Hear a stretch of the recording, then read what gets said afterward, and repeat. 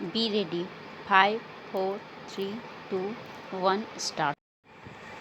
Your position is already assured in the history of your country as a brave freedom fighter who was the first to declare the independence of Bangladesh. Since you took over the reins of government in your country, you have earned wide respect both in Bangladesh and abroad as a leader truly dedicated to the progress of your country and the well-being of your people.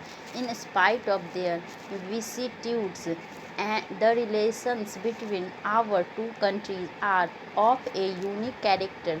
We share a common heritage, culture, and language.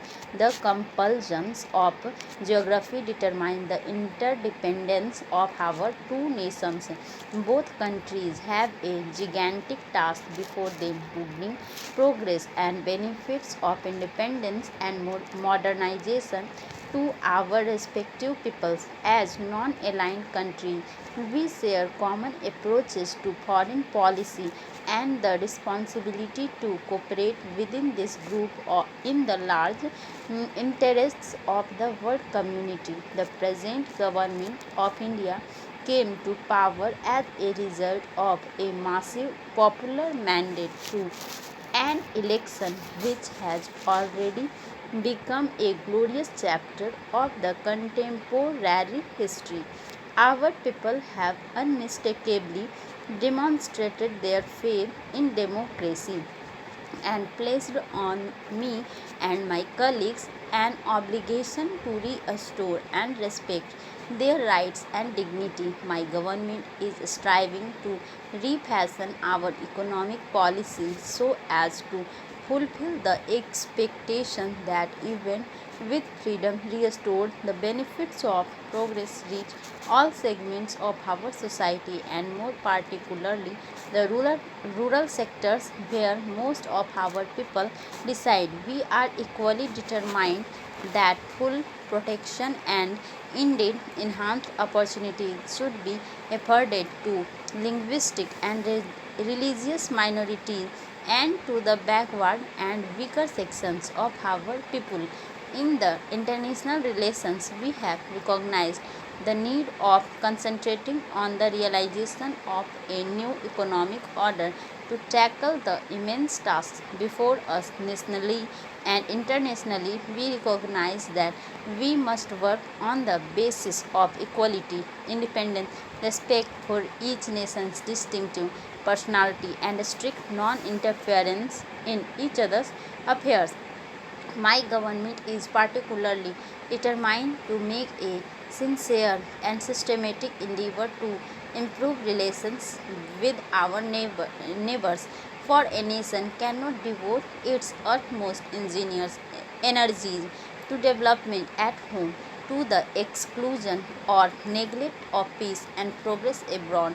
This government lost no time after assuming power in taking conscious and, if I may say so, courageous and statesmen like decisions to deal effectively with some of the major issues between us. Mr. President, as independent countries, our nations have the right and the responsibility to fashion our domestic and foreign policy in accordance with the priorities of the interests of our respective peoples.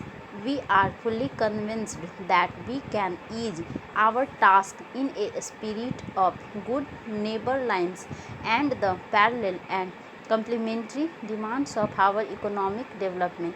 We should intensify and enlarge cooperation between our two countries, if nothing, at least for avoidance of the costs of not doing so. The natural resources of the region that we share in common will remain largely unutilized or only partially utilized to the detriment of our economy unless we devise and implement joint schemes to harness them. Our lands will continue to be endemically ravaged by floods until we combine our resources to launch flood control measures. There would be many occasions when we could tide over our critical difficulties most expeditiously and economically with each other's help. Should we, in such situations, follow exclusive or isolated policies and let our people suffer? There could be no moral or rational justification for such a policy. The technologies that we have developed in our respective countries are uniquely suited to the needs and socio-economic structure of the other country. Moreover, very few countries can combine better than India and Bangladesh to develop and adapt technologies and evolve methods of social mobilization geared to the genuine development needs of our people, particularly of our rural masses.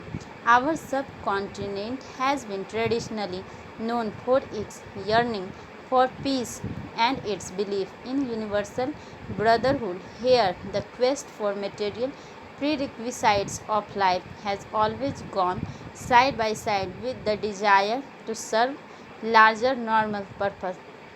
It has also a deep tradition of tolerance, respect for others' creed, faith, and belief. Your projected visit to the holy shrine to Ajmer is in itself convincing evidence of your own regard to regard for these values of which the holy sant was such a shining example.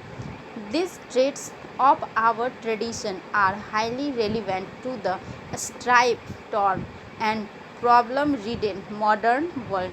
In a way, we have already seen signs in the outside world, particularly in the affluent society, of the recognition of the relevance of these ancient virtues. However, they will gain wider acceptance and applicability for resolving major global problems if we are able to set an example by practicing these virtues in our society by tolerance and social harmony. We are convinced that your visit, though very short, will greatly contribute to further strength in further strengthening of understanding and cooperation and to the promotion of peace and stability within and outside our region.